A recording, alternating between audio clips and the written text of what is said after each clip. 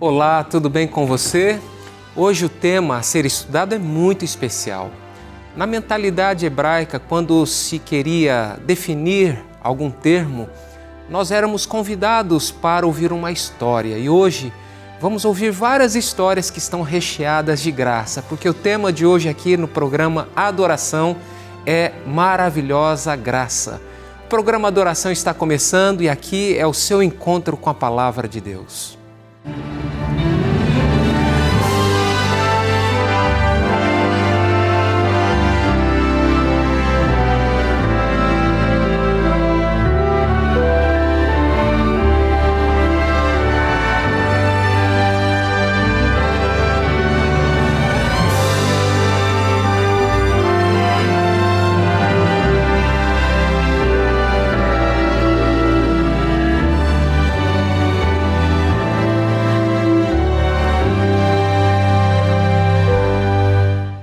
E você pode se aprofundar no conhecimento da Palavra de Deus através do estudo bíblico Jesus, restaurador da vida. Você pode entrar em contato conosco, o nosso WhatsApp é 12 982 44 4449 e você vai aprender mais sobre esses temas, sobre Jesus e a Bíblia, sobre Jesus e a salvação, Jesus e o perdão, sobre as promessas de Jesus. E o tema deste guia de estudo é Jesus como restaurador da nossa vida. Não terá nenhum custo para você e é uma maneira de você se aprofundar no conhecimento da Palavra de Deus, porque quando nós conhecemos a Palavra, nós conhecemos também o autor da Palavra, que em última instância é o próprio Deus. Que privilégio nosso de poder conhecê-lo e nós só o conhecemos porque Ele decidiu se revelar para nós através de sua palavra. Então peça agora o seu guia de estudo, Jesus, restaurador da vida. O nosso WhatsApp está aí na tela, 12 982 44 4449. Caso você prefira, acesse a internet, o site novotempo.com/escola bíblica. E neste momento, antes de nós abrirmos a palavra, eu quero reiterar aqui o tema de hoje. Nós vamos estudar sobre a graça maravilhosa de Deus. E vamos conhecer algumas histórias ou relembrar algumas histórias que estão recheadas, permeadas de graça. Mas antes de abrirmos e lermos a Bíblia, eu convido você para fechar os seus olhos e vamos falar com Deus. Pai de amor, a Tua palavra tem poder, a Tua palavra é fonte de sabedoria, a Tua palavra, ela é poderosa para nos transformar, modelar a nossa vida e pedimos que o Teu Santo Espírito ilumine a nossa mente e que possamos ser completamente transformados por Tua palavra. Nós te pedimos em nome de Jesus. Amém. Ao falar sobre esse assunto graça, nós vamos trabalhar aqui algumas histórias. Mas antes eu quero lhe fazer uma pergunta. Se você fosse a uma livraria e pedisse para alguém ali na livraria, olha, eu quero um livro sobre genealogia. Você acha que este vendedor lhe apontaria vários livros ali com título ou com tema sobre genealogia? Eu creio que não, porque para nós, na mente ocidental, genealogia não é um negócio muito importante. Basta eu perguntar para você, você sabe o nome do seu tetaravô? Eu creio que não. Você conhece o nome do seu tataravô? Também creio que não. Talvez, no máximo, aí do bisavô e da bisavó. Mas genealogia para nós, num contexto ocidental, não é algo muito importante. Mas, nos tempos bíblicos, genealogia era algo muito importante, extremamente importante. Sabe por que era importante? Imagine só, para você ser rei em Israel, era necessário você ser um descendente real, era necessário que você tivesse sangue azul em suas veias. Para você ser um sacerdote e exercer a sua função no templo, e na época de Jesus, essa função ela era uma função muito importante e cobiçada, obviamente, por muitos, mas era necessário ser descendente de Arão. Se não fosse descendente de Arão, não podia ser sacerdote no templo. Para ser levita e também exercer suas atividades no templo, era necessário ser da tribo de Levi, descendente de Levi. Então era muito importante, as tribos de Israel, elas mantinham ali os seus registros para saberem de que tribo cada pessoa era. Isso era muito importante na cultura judaica, na cultura israelita. Há um episódio em que Jesus ele vai para a sua cidade, para a região onde ele havia crescido, e eu quero ler com você, está aqui em Mateus capítulo 13, a partir do verso 53.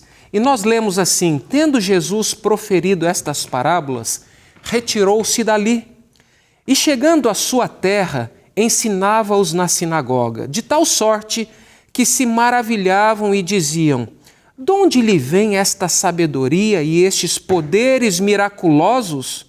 Não é este o filho do carpinteiro? Não se chama sua mãe Maria e seus irmãos Tiago, José, Simão e Judas? Não vivem entre nós todas as suas irmãs? De onde lhe vem, pois, tudo isto? E escandalizavam-se nele.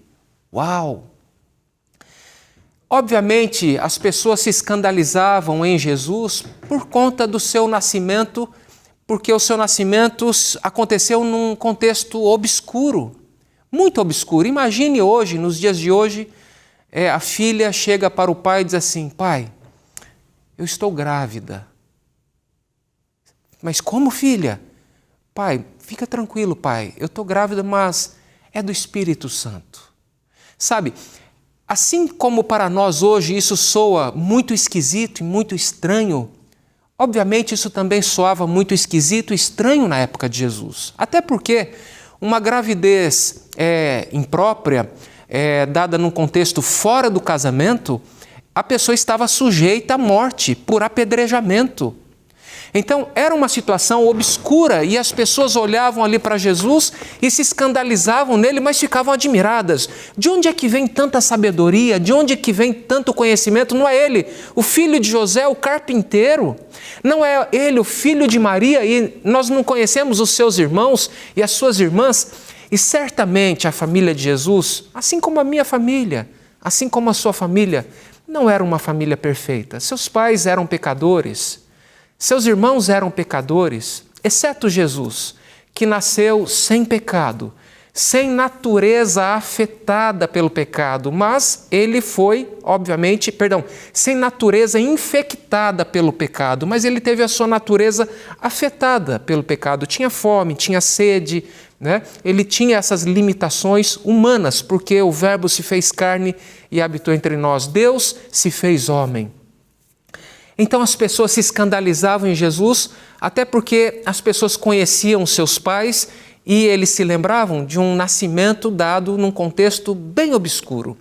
Então Mateus, para tentar esclarecer melhor, e aqui é muito importante a gente destacar, o Evangelho de Mateus, diferente do Evangelho de Marcos, foi escrito para um público de judeus. O Evangelho de Marcos foi escrito para um público de gentios. O Evangelho de Lucas para um público de gentios. O Evangelho de João já foi escrito no final do primeiro século e foi escrito tanto para judeus quanto para gentios. Mas o Evangelho de Mateus, de uma forma muito específica, o público-alvo, aquele público primário, era de judeus. Tanto é que você vai encontrar no Evangelho de Mateus as expressões mais ou menos assim: olha, isto aconteceu para que se cumprisse aquilo que foi dito pelo profeta Isaías. Então a tentativa de Mateus era mostrar: olha, Jesus é o Messias prometido, conforme foi prometido pelos profetas do Antigo Testamento. Então, imagine a situação. As pessoas se escandalizavam em Jesus porque conheciam seus pais. Então Mateus, escrevendo para um público de judeus, ele tem a seguinte ideia: eu quero contar para vocês a história, então, de Jesus. Vocês se escandalizam da história de Jesus? Se escandalizam do nascimento dele? Então deixa eu contar um pouquinho da história dos ancestrais de Jesus. E então Mateus começa a contar essa história. Agora lembre-se, genealogia para os judeus era algo muito importante. Tão importante que Herodes, que na época era rei em Israel, ele, quando você se lembra, os sábios do Oriente foram atrás do nascimento do Messias, acompanhando aquela estrela de acordo com a profecia de Balaão. E quando chegaram lá, eles se encontraram com o rei Herodes. E o rei Herodes disse assim: olha, quando vocês o encontrarem, falem para mim onde ele está para que eu também possa sair lá e adorá-lo. Mas, na verdade, Herodes, ele estava com medo. Ele não queria dividir o seu trono com ninguém. E então ele fez um decreto para matar todas as criancinhas de 2 anos para baixo. Herodes, ele não era judeu, ele não era 100% judeu. Ele era meio judeu e metade idumeu. E já que ele mesmo não poderia ser um judeu puro e não corria sangue azul em suas veias, a história nos diz que ele mandou destruir as genealogias e muitas dessas genealogias se encontravam guardadas no templo. Ele pensou mais ou menos assim: se eu não posso ser um judeu puro, ninguém mais pode. Então Mateus ele começa a contar a história de Jesus, a história dos seus antepassados. E essa história está registrada aqui em Mateus capítulo 1. E eu tenho que lembrar você também que dentro de uma cultura patriarcalista não se colocava nome de mulheres em genealogia, mas na genealogia de Jesus nós encontramos 5 mulheres. 5 mulheres. 4 delas não tinham uma boa reputação. Uma reputação duvidosa. A outra era uma mulher que também, naquele contexto, não tinha uma reputação ilibada. Também tinha uma reputação duvidosa, tanto é que as pessoas se escandalizavam em Jesus. Então vamos ouvir essa história. Eu leio aqui Mateus capítulo 1, versículo 1. Livro da genealogia de Jesus Cristo, filho de Davi, filho de Abraão. Abraão gerou a Isaque, Isaque a Jacó, Jacó a Judá e a seus irmãos. Judá gerou de Tamar a Pérez e a Zera. Eu preciso parar um pouquinho aqui, porque nós encontramos o nome de uma mulher. E eu não sei se você sabe, mas nos tempos de Jesus, um judeu era ensinado desde pequenininho, quando acordasse, ele deveria orar assim e agradecer a Deus: Senhor, muito obrigado porque eu não nasci escravo. Muito obrigado porque eu não nasci gentio. E muito obrigado porque eu não nasci mulher. A mulher, infelizmente, ela era muitas vezes marginalizada naquela cultura, naquele contexto. E aqui nós encontramos o nome de uma mulher na genealogia de Jesus. Isso para os espectadores, para o público-alvo, era uma disruptura, era algo assim fora de um paradigma, era algo estranho. Mas Mateus intencionalmente coloca o nome desta mulher ali. E não era qualquer mulher, era Tamar. Quem foi Tamar? Tamar estava também envolvida num escândalo sexual. Então quero lembrar você da história de Tamar, que está registrada lá no capítulo 38 de Gênesis. Judá era um dos filhos de Jacó. A sua esposa já havia falecido. Ele tinha 3 filhos. Então Tamar foi dada ao seu filho mais velho. E o seu filho mais velho, porque fez algo abominável aos olhos de Deus, ele morreu.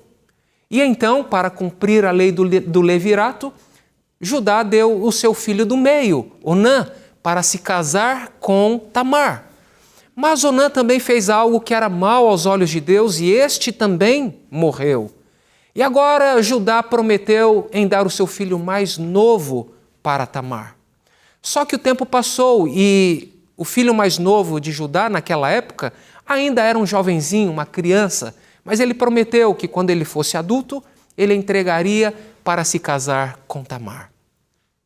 O tempo passou, Judá agora estava viúvo e ele pensou certamente: olha, eu já dei o primeiro filho para ela e o primeiro filho morreu. Dei o segundo filho e o segundo filho morreu. Sabe, eu vou dar o terceiro filho e este vai morrer também. Então ele não fez muita questão de dar o filho mais novo e cumprir com a sua palavra. E ele não deu o seu filho mais novo para Tamar. Então Tamar, ela bolou um plano. Quando Judá saiu e foi para o campo, ela foi até a beira da estrada e se vestiu como uma prostituta. E quando Judá estava regressando do campo, Ele olhou, viu a prostituta e ele então teve desejo de se deitar com ela. Não tendo com que pagar, ele disse, olha, eu deixo como garantia aqui o meu bordão e o meu cinto. Naquela época, o bordão e o cinto funcionava como uma carteira de identidade, vamos assim dizer. E então ela aceitou. E ali, Judá passou a noite com aquela mulher. No dia seguinte, na verdade, ele disse, olha, no dia seguinte eu vou enviar o meu servo para pagar, trazer aqui a sua recompensa, e o meu servo pega de volta o meu bordão e o meu cinto. Só que no dia seguinte, o servo de Judá foi até aquele local e perguntou ali para as pessoas que estavam naquela região, olha, vocês viram aquela prostituta que fica aqui à beira da estrada? E as pessoas disseram, não, aqui nunca teve uma prostituta, não tem prostituta. E então ele voltou sem levar o bordão e o cinto de Judá. Mas passaram-se 3 meses. Após 3 meses, descobriu-se que Tamar estava grávida. E ela fora levada perante Judá, e Judá fez um decreto, esta mulher é digna de morte, ela deve ser apedrejada. Foi então quando ela levantou o bordão, cajado e o cinto de Judá e disse assim, isto é verdade, eu estou grávida e eu estou grávida do homem a quem pertence este bordão e este cinto. E naquele momento, Judá reconheceu que ele era mais pecador do que Tamar. E a Bíblia diz que ele nunca mais voltou a ter intimidade sexual com aquela mulher. E a partir dessa relação imprópria, dessa relação proibida, nasceram-se 2 filhos, Pérez, e Zera, que estão na genealogia de Jesus Cristo. Uma mulher de uma reputação duvidosa, fazendo parte da genealogia de Jesus. Mas a história continua, ela não termina aqui.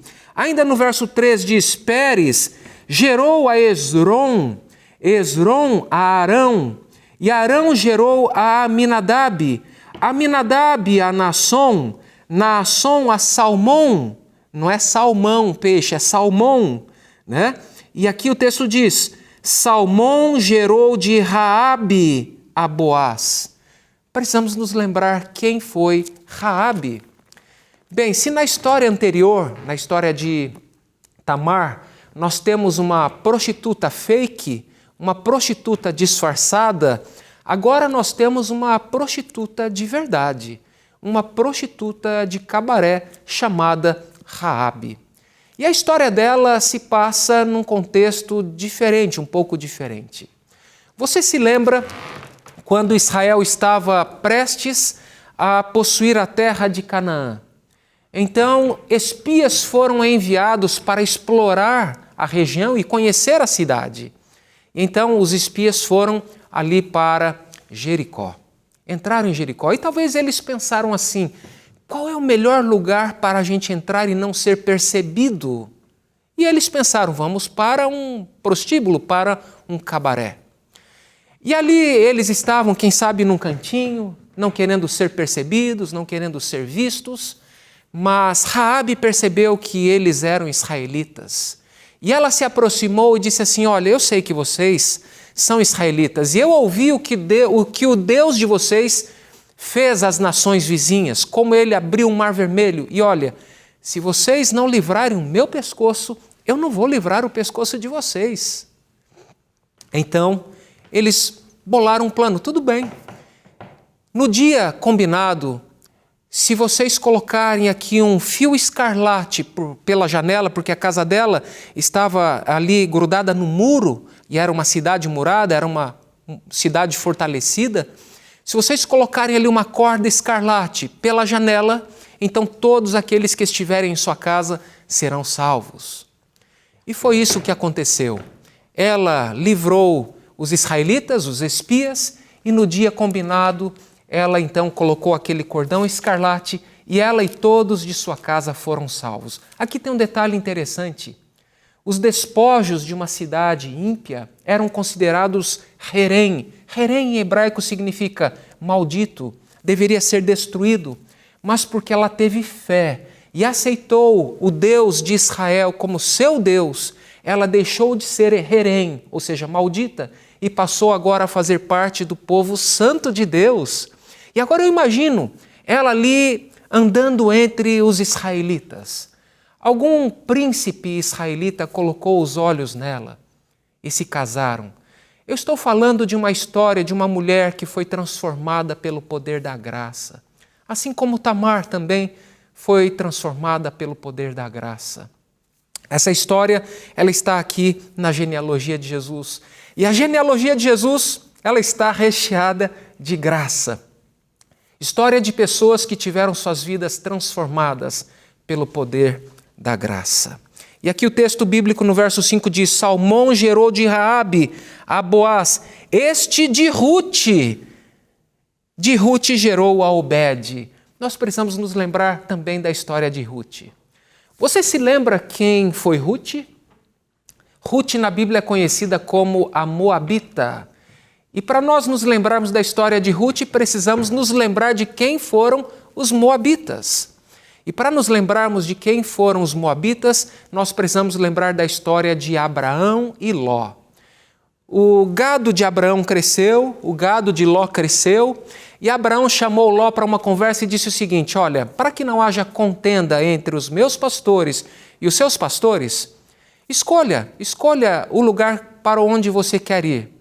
E Ló colocou os olhos e viu aquela campina maravilhosa ali do vale de Sodoma, e ele desejou ocupar aquela região.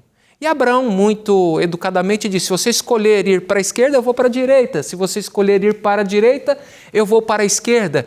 E Ló fez a sua escolha e habitou ali a campina de Sodoma, uma região próspera, mas uma região também promíscua, uma região ímpia, onde as pessoas praticavam muitas impiedades. Além de violência, praticavam todo tipo de imoralidade. Bem, quando os seres celestiais foram até a casa de Ló para instruí-lo a sair de lá, porque Deus iria destruir Sodoma e Gomorra com fogo e enxofre, os habitantes daquela região quiseram possuir aqueles mensageiros celestes e quiseram ter relações sexuais com eles, tamanha impiedade daquela nação, daquela região. Você conhece a história? Ló, sua esposa e suas filhas, e eu creio que outros filhos e filhas não foram salvos e foram destruídos na cidade. Mas aqueles que saíram da cidade foram salvos, exceto a esposa de Ló, porque ela olhou para trás e ela foi destruída. Mas agora Ló e suas filhas vão até uma região montanhosa. E as filhas perceberam: puxa, nós não temos como suscitar descendência de nós. E elas bolaram um plano. Ao invés de orar a Deus e pedirem a Deus por uma providência, elas, talvez acostumadas com a cultura do local onde elas se desenvolveram, elas bolaram e confabularam um plano. Vamos embebedar o nosso pai. E na primeira noite você se deita com ele, na outra noite eu me deito com ele. E assim as duas irmãs confabularam este plano e assim sucedeu. Da primeira relação surgiram os amonitas e da segunda relação os moabitas. E esses dois povos foram povos inimigos de Israel. E aí está a história de Ruth, a moabita, fruto de uma relação incestuosa de seus antepassados, fazendo parte agora da genealogia de Jesus. É verdade que Ruth, ela disse assim para Noemi: o seu Deus será o meu Deus, o seu povo será o meu povo, onde você morrer eu morrerei. E então ela aceitou e abraçou o Deus de Israel. Também teve uma vida transformada pelo poder da graça. E o texto bíblico continua. Obed gerou a Jessé, Jessé gerou ao rei Davi, e o rei Davi a Salomão, da que fora mulher de Urias. Note aqui um detalhe. Mateus, ele não menciona o nome da mulher, mas ele faz questão de lembrar o seu público-alvo do pecado de Davi. Olha, Davi gerou daquela que fora mulher de Urias a Salomão. Quem é que foi mulher de Urias? Batseba. Você se lembra o contexto? Davi estava ali no alpendre do seu palácio e ele olha para uma mulher que estava tomando banho e ela estava nua e ele desejou possuir aquela mulher. Aquela mulher foi mandada ser trazida para o palácio de Davi E você sabe, o rei ele tinha o poder nas suas mãos. Eu não entendo talvez que ela tenha consentido, ou se consentiu, talvez tenha consentido pelo medo. O fato é que Davi e ela tiveram uma relação. E ela ficou grávida. E então Davi arquitetou um plano. E o plano de Davi era trazer Urias da guerra, o esposo de Batseba, para que ele se deitasse com ela. Mas isso não aconteceu. Ele veio da guerra, mas ele não se achou digno de dormir em sua casa enquanto os seus soldados estavam na guerra. Então Davi o mandou de volta para o campo da batalha, mas escreveu uma carta e selou com um selo real e disse: entregue para o chefe do meu exército. E ali na carta estava escrito mais ou menos o seguinte: olha, coloque Urias na linha de frente e quando a batalha estiver no momento mais caloroso, deixem Urias sozinho lá na frente.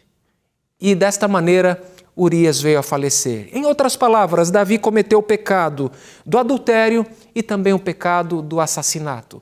E Davi está aqui na genealogia de Jesus, junto com Batseba e Urias. Urias era mais fiel nesta ocasião do que o próprio rei Davi, o rei de Israel. E note que Urias era eteu, ou seja, era hitita, nem israelita era.